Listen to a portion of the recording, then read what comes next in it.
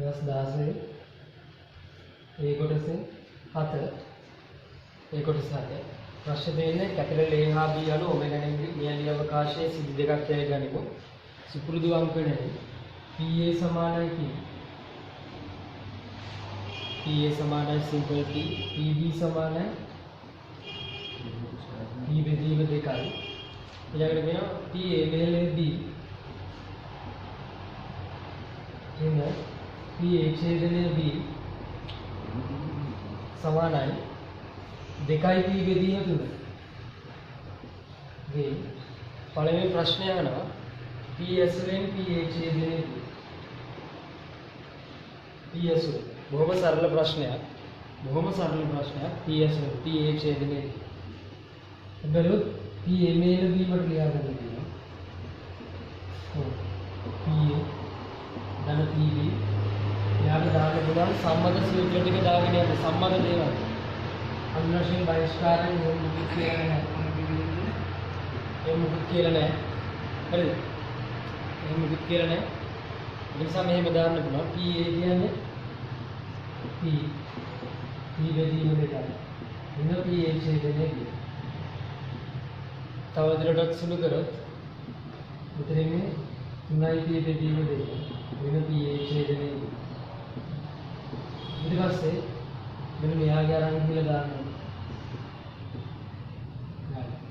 PA මේල B වලට දාන්න පුළුවන්. 3යි P බෙදීම 2 වෙන PA ඡේදනය B. වෙන PA ඡේදනය B එකක් කොහොමද තිබුණද? සමානයි 2යි P බෙදීම 3. ආයෙ මෙතන 3යි P බෙදීම 2යි. මෙන්න 2යි PA ඡේදනය B සමානයි 2යි P බෙදීම 3. අපෙන් අහන්නේ PA ඡේදනය B ට මොකක්ද වෙන්නේ කියලා. 2යි PA ඡේදනය B ඉන්නේ 3යි P බෙදීම 2 ඍණ අයන් එකතර දාන්න ඕන මෙයාගේ දාලා 2යි P බෙදීම 3යි. ඔක සුළු කරාම යනවා 9යි 6යි 3යි P බෙදීම 6යි. ඔකම සමානයි P බෙදීම 2යි. මේක 2යි PA ඡේදනය B. PA ඡේදනය B. එනවා P බෙදීම 4යි. බලන්න හරිද කියලා PA ඡේදනය B P බෙදීම 4ද? වැරදිද? මොකද? PA ඡේදනය B P බෙදීම 4 නෙවෙයිද? 3යි බෙදීම 2. මෙතන මේ සුළු කිරීම වැරද්දක් මේක. මේ මෙතන P බෙදීම 2 නෙවෙයි මෙතන 9න් 4ක් ගියාම 9න් 4ක් අඩු කරන්නේ 5යි. 5යි P බෙදීම 6යි එන්නේ මේක නැහැ. 5යි P බෙදීම 6යි නෙවෙයි. මෙතන 5යි P බෙදීම 6යි. හරිනේ? ඊට පස්සේ PA ඡේදනය B කියන්නේ දෙකෙන් බෙදුවොත් 5යි P බෙදීම 12යි. අපෙන් අහන්නේ P ඇසුරෙන් A ඡේදනය B සොයන්න. ඊට පස්සේ A සහ B ස්වායත්ත සිද්ධි නම් A සහ B ස්වායත්ත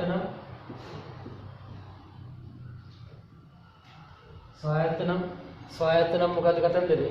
ස්වායත්ත නම් PA ඡේදනය B සමානයි PA PB කියලා ලියන්න. ස්වායත්ත නම් PA ඡේදනය B PA PB කියලා ලියන්න පුළුවන්.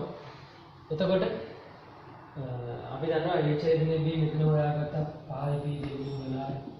PA එන්නේ P PB කියන්නේ B බෙදීම 2යි. P ට P කපලා යනවා. P එන්නේ P ලැබෙනවා. සුළු කරාට පස්සේ 5 බෙදීම 6යි. 9යි. මෙතන සුළු කරද්දී P විශාලයි බිඳුව කියලා දාලා දෙනවා. මොකද නැත්තම් මම ඉතින් බිඳුවෙන් බෙදීම මාර්ග දක්වන්නේ නැති නිසා මෙතන P විශාලයි බිඳුව කියලා තියෙනවා. මේක අත්‍යවශ්‍ය නැහැ නේ එහෙම දාන එක සුළු කරනකොට. එහෙම වෙන නිසා මෙතන මේ P ට P එක කැන්සල් කරන්න. පැහැදිලිද? හරිනේ?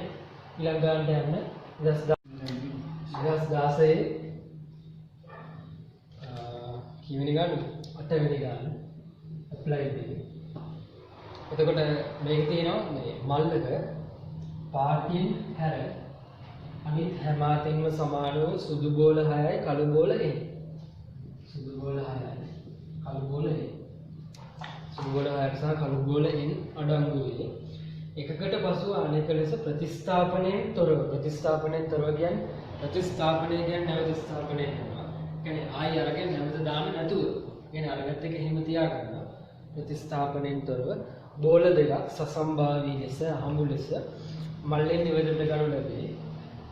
පළමු බෝලය සුදු හා දෙවන බෝලය කළු. පළමු බෝලය සුදු දෙවන බෝලය කළු. මේ සම්භාවිතාවය යන්නේ. අග්ගල රුක් සටහන ගහගන්න මෙහෙම කියපුවම මේ වගේ එකක් දැකගන්න ගමන් ඒක තමයි ලේසිම ක්‍රමය. රුක් සටහන නැතුව හදන්න පුළුවන් නම් හොඳයි. එහෙම try කරන්න එපා. රුක් සටහන ගහලා බලන්න. අවස්ථා දෙකක් තියෙනවා. පළවෙනි අවස්ථාව දෙවන අවස්ථාව. හරිද? පළවෙනි අවස්ථාවේ සුදු බෝලයයි කළු බෝලයයි. සුදු බෝලයයි දෙවන සුදු බෝලය දෙවන කළු බෝලය. දෙවන සුදු බෝලය දෙවන කළු බෝලය. පළවෙනි සුදු බෝලයක් ගැනීමේ සම්භාවිතාව 6යි. 6 දන්නේ. හරිද? කළු බෝලයක් ගැනීමේ සම්භාවිතාව n+6. මේ n+6 කියලා දාගත්ත ප්‍රශ්නයක් නෑ. ඊට පස්සේ මෙතන සුදු බෝලයක් ගත්තට පස්සේ තවත් සුදු බෝලයක් කියන්නේ 5යි. n+6. මෙතන ආපහු n+6. හරිද? එහෙමයි. ඊට පස්සේ මෙතන ලැබෙනවා කළු බෝලයක් ගත්තට පස්සේ එකක් අඩු වෙනවා. ඒ කියන්නේ එක බෝල් සොරි මෙතන වැරදිනවා. මෙතන n+5. ඇයි එක බෝලයක් අරගෙන මෙතන 5. ඒක මෙතනත් එන්නේ n+5 වලින්. 5 වලින් එතකොට කළු බෝලයක් ගත්තට පස්සේ සුදු බෝල වෙනස් වෙන්නේ නැහැ 5යි. හරිද? එතකොට මෙතන කළු බෝලයක් ගත්තට පස්සේ තව කළු බෝලයක් ගන්නවා එකක් අඩු වෙනවා n ඍණ 1යි. n ඍණ 1. හරි නේද? මෙතන මොකක්ද වැඩක් තියෙනවද? මෙතන හරිනේ? හරි. දැන් මේ අත් එකතු කරාම එකයි මේ අත් එකතු කරාම එකයි ඕනම අත්තක් එකතු කරාම එක වෙන්න ඕන. එතකොට මේක හරිනේ? මේක හරිනේ? දැන් සම්භාවිතා ටික තියෙනවා. අහන ප්‍රශ්නේ ආයි බලන්න අහන ප්‍රශ්නේ. මෙතන ගන්න පළමු බෝලය සුදු හා දෙවන බෝලය කළු. මේක. හරිද?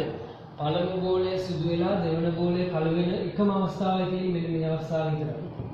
ඒ කියන්නේ P W1 ඡේදන B.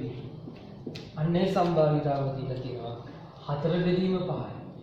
4 බෙදීම 15යි.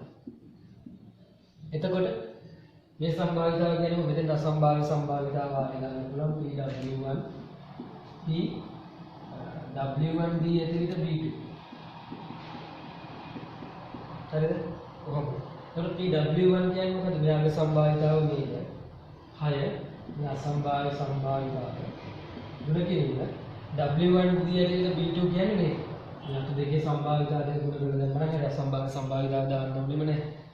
int යට n+5 4 බෙදීම 15යි. සුළු කරන්න මෙතන එතකොට එන්නේ අරයන් දෙකේ ඉන්නේ 15 වාරය 6 n සමානයි 4 වාරය 6 n+5. එතකොට මේක 4ෙන් කපන්න පුළුවන් 5 වාරයක්. එතකොට දෙකයිනේ සොරි තුනයි 15 සහ 3 45යි. සමාන 2යි. මේක සුළු කරන්න 6යි 5යි 11යි. ඊට පස්සේ n වර්ගය plus 30 සුළු කරන්න 45යි 22යි n වර්ගය ධන 60. හරිද? තවත් සුළු කරලා ඔක්කොම ටික එකම පැත්තට ගමු. 2යි n වර්ගය දෙකෙන් බෙදන්නත් පුළුවන් නේ. දෙකෙන් බෙදන්න ඕනේ නැහැ. 2යි n වර්ගය මේක මේ පැත්තට ගත්තොත් 45යි. සෝරි න්‍යාය පැත්තට ගන්න හරියන්නේ. අර අනිත් පැත්තට ඕනේ ගන්න කමන්නේ 45 දෙකක් අඩු කරමු. 3යි 4ෙන් දෙකක් දෙන්න 23යි. n ඍණ 23යි n ධන 60 සමානයි බිඳුවයි. මෙතන අපි ඉඳගෙන 2n වර්ගයේ 23n ධන 60 සමානයි බිඳුවයි. මෙයාගේ සාධක එනවා. සාධක හොයාගන්න ඍණ 4යි 1n ඍණ 15 සමානයි බිඳුවයි. ඊට පස්සේ දැන් මේකේ මේ උත්තර දෙකක් එනවා. මොකද එකක් එනවා n සමානයි 4යි. ඕ n සමානයි අනිත් එක මොකද? 15 බෙදීම 2යි. 15 බෙදීම 2යි. 15 බෙදීම 2යි. මේකෙන් මේ උත්තරේ වෙන්න බෑ. ඇයි? මේ උත්තරේ n සමානයි 15 බෙදීම 2 වෙන්න බෑ. ඇයි? n කියන එක නම් පූර්ණ සංඛ්‍යාවක් වෙන්න බෝල කියන ඒවා දශම ගණන් වෙන්න බෑ. ඒ නිසා n දෙන්න පුළුවන් උත්තරේ n සමානයි 4 විතරමයි. මේක වෙන්න බෑ. බෝල දශම ගණන් වෙන්න බෑනේ. හරිනේ? 2016 B කොටස 17 වෙනි ප්‍රශ්නේ 17 වෙනි ප්‍රශ්නේ A හරිනේ කරගත්ත බලා ගන්න. කියනවා මේ නොනැඹුරු ගණාකාර A කැපිටල් A ධාතු කඩයක් වෙනස් මුහුණාත්මක බලන සංඛ්‍යා දාලා තියෙන්නේ 1 2 3 3 4 5 මේ විදිහට. සාමාන්‍ය විදිහට ඉඳලා දාගත්තා නම් සම්පූර්ණයෙන් වර්ධිනවා. මේ විදිහට තමයි මුහුණාකාරී සංඛ්‍යා දාලා තියෙන්නේ. පෙන්වයි ඒ ධාතු කඩේ දෙවරක් උඩ විසි කරනවා. දෙවරක් උඩ විසි කරනු ලැබුණු සංඛ්‍යා දෙකේ අයික්‍ය 6. ලැබුණු සංඛ්‍යා දෙකේ අයික්‍ය. උදාහරණයක් විදිහට ගන්න පළවෙනි පාර 4 වැටෙනවා. දෙවෙනි පාර 2 වැටෙනවා. එකතු 6. ඒ වගේ වෙන්න පුළුවන් සම්භාවිතාවයි 6. ඉස්සෙල්ලා ධාතු කඩේ වරක් උඩ විසි කරොත් අපි බලමු සම්භාවිතාවය කොහොමද කියලා. එක ලැබීමේ සම්භාවිතාව 2. ආයි දෙකක් තියෙනනේ. තුනේව දෙකක් තියෙනවනේ ඕනේ නැහැ. තුනේ එකක් නෙවෙයි. 3 5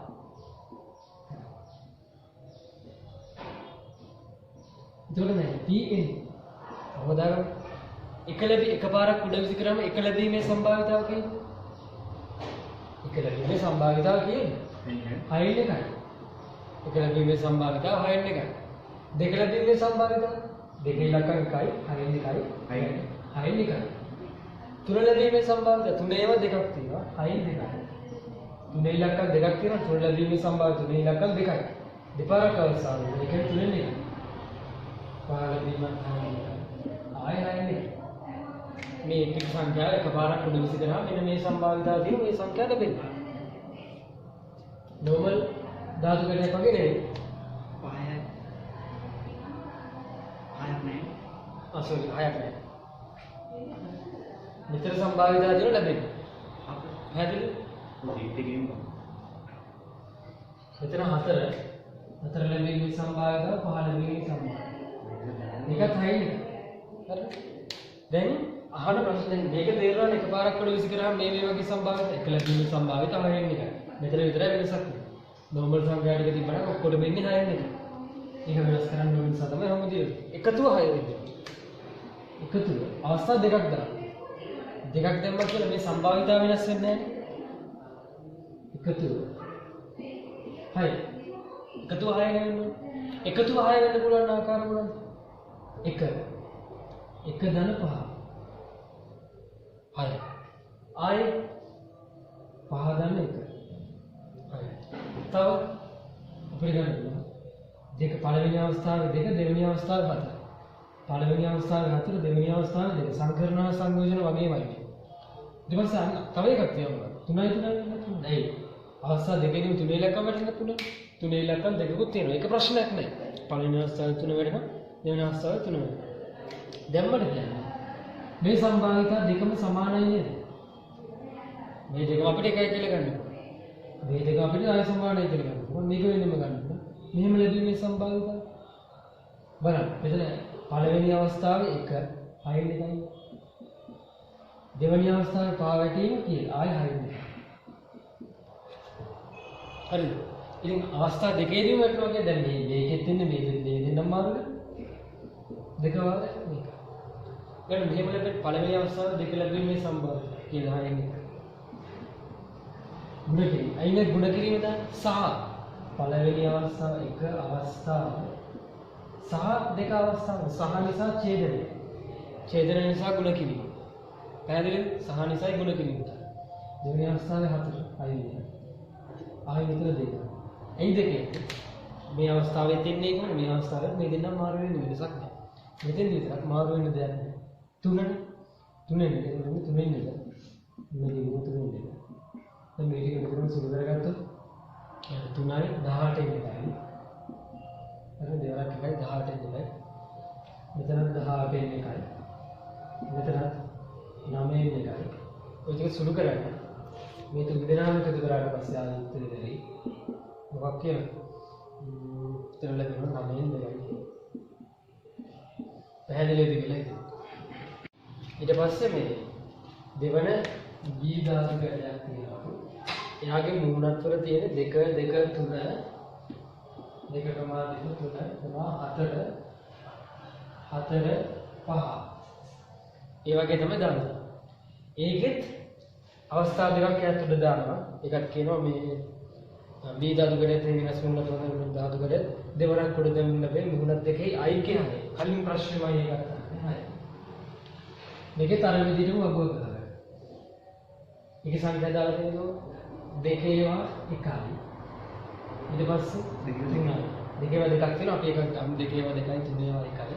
ඊට පස්සේ හතරේ දෙකක් තියෙනවා කාලා දාලා. දැන් මේකේ ඉන්න පුළුවන් සම්භාවිතාව ටික ලියන්න. P. දෙක ලැබීමේ සම්භාවිතාව ඒකට 6න් 2යි 3න් 2යි. 3 ලැබීමේ සම්භාවිතාව 6න් 2යි. 4 ලැබීමේ සම්භාවිතාව ආයෙ 3න් 2යි. 6න් 2යි 5 ලැබීමේ සම්භාවිතාව ආයෙ 6න් 2යි. අහනවා මේකෙද දැන් මේ සම්භාවිතාව දෙපාරක් උඩ දැම්මා කියලා මේ සම්භාවිතාව වෙනස් වෙන්නේ නැහැ.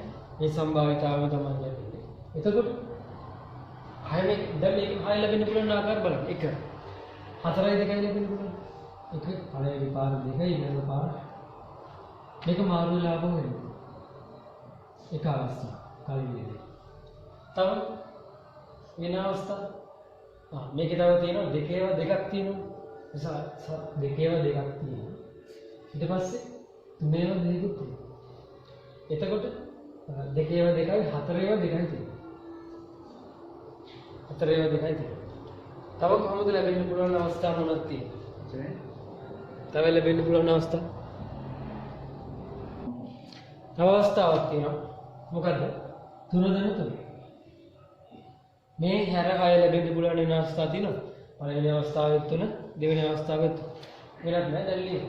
මේකෙන්නේ දෙක වාර දෙක ලැබෙන්න පුළුවන් සම්භාවිතාව 3න් 1යි. 4 ලැබෙන්න පුළුවන් සම්භාවිතාව ආපහු 3න් 1යි. ඒ දෙන්න මාර්ගා කියන ප්‍රශ්නයක් නෑ. මෙතන 3 ලැබෙන්න පුළුවන්. 6න් 1යි 6න් 1යි. සහ නිසා තමයි එහෙම දාන්නේ. සුළු කරොත් 3 වර 3 9යි 9න් 2යි.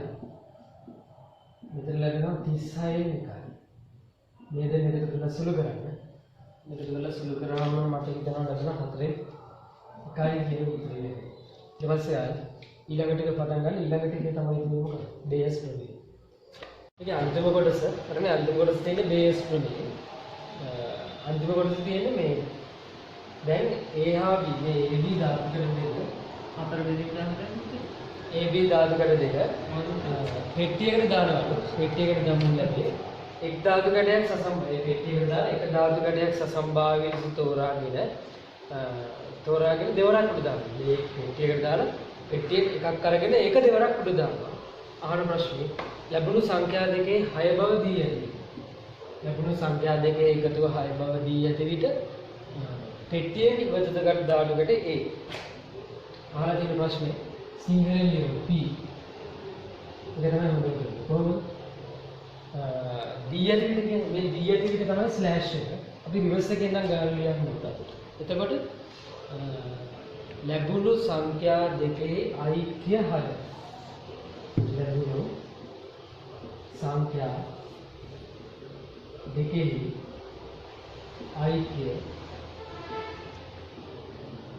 6 බව මෙන්න දී ඇති විට 6 බව දී ඇති විට ආන ප්‍රශ්න පෙට්ටියේ ඉවතට ගත් ධාතු කැටය A වීම පෙට්ටියේ ඉවතට ගත් ධාතු කැටය සම්භාවිතාව තමයි රිවර්ස් එකට ගන්න කියන්නේ. හරි. අර දෙන්න ගන්නවා හරියට සිංහලෙන් ඉස්සෙල්ලා ලියන්න. ලැබුණු සංඛ්‍යා දෙකේ එකතුව 6 බව දී ඇති විට පෙට්ටියෙන් නියෝජනගත ධාතුකට AB වේ සම්බන්ධ. සංකේත දෙන්න. P A අපි අරකට සංකේතයක් දන්නේ නැහැ. අපි ගාව සම් කියන්නේ ලැබුණු සංඛ්‍යා දෙකේ එකතුව 6 සම් කියලා. එකතුව 6. එතකොට දැන් මේක අසම්භාව්‍ය සම්භාවිතාව ගන්න. හරි? කොහොමද? P එකතුව 6 ඡේදය A යට එකතුව 6 වීමේ සම්භාවිතාව. හරි. උඩට මොකක්ද තියෙන්නේ? ආය අසම්භාව්‍ය සම්භාවිතාවේ ගුණන නියමය දාන්න පුළුවන්. කොහොමද? P A වාරයක්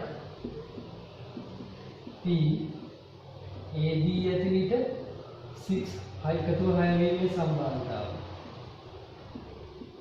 යට එකතුව 6 වීමේ සම්භාවිතාව ආකාර දෙකකට වෙන්න පුළුවන්. මොකක්ද? P B වාරයක්. so P A ගෙන් පටන් ගන්න. P A වාරයක් P AD ඇති විට එකතුව 6 වීමේ සම්භාවිතාව. අන්න මේක තමයි මම ගන්න දෙන්නේ. plus P B වාරයක්. හරි? B ධාතු කැටේ ගත්තා. P B D ඇති විට එකතුව 6 වීමේ සම්භාවිතාව. පැහැදිලිද? දැන් උඩට P A කියන්නේ ඒ ධාතු කැටේ තෝරා ගැනීමේ සම්භාවිතාව පෙට්ටියට දාලා භාගයයි. ඒ ධාතු කැටේ බව D ඇති විට 6 ලැබීමේ සම්භාවිතාව කියන්නේ මෙන්න මේක. කලින් මේව 9න් 2යි. යටට තියෙන ආයි ඒකමයි. plus අතනම කරගන්න. B ධාතු කැටේ තෝරා ගැනීමේ සම්භාවිතාව භාගයයි. B ධාතු කැටේ බව D ඇති විට 6 ලැබීමේ සම්භාවිතාව 36න් 9න් 9 වෙනින් 36 එදින 4 ඔබ සුළු කරන්න. ඔබ සුළු කරාම උත්තරයේ විදිහට ලැබෙන්න ඕන 17න් 8යි. මේක ලේසි ක්‍රමයෙන් මේක මතක තියාගන්න. මෙතන මෙතනවත් මේ දාලා තියෙන්නේ කවුද? මේ තියෙන්නේ බේස් ක්‍රමය. හරිද? මෙතන මේ මෙතනවත් තියෙන්නේ බේස් ක්‍රමය. මේ බේස් ක්‍රමය. බේස් ක්‍රමය හැමදෙස්සෙම මේ උදේ කෙනෙක් යට එනවා. යට තියෙන්නේ මුළු සම්භාවිතාව පිළිබඳ ක්‍රමය. යට තියෙන මුළු සම්භාවිතාව. අතන PB එක තමයි මේ යට තියෙන්නේ. මුළු සම්භාවිතාව. මුළු සම්භාවිතාවෙන් එන කැලල අනිවාර්යෙන් උඩත් එනවා. මෙතන දෙන කැලල මෙතනත් එනවා. පටල ගන්න එපා. අර දෙන සම්භාවිතාවෙදම ඒ කියන්නේ අසම්භාව්‍ය සම්භාවිතාව අර්ධ ක්‍රමත් එක දාගන්න ඕනේ. පැහැදිලිද කියලා හිතනවා. හරිනේ?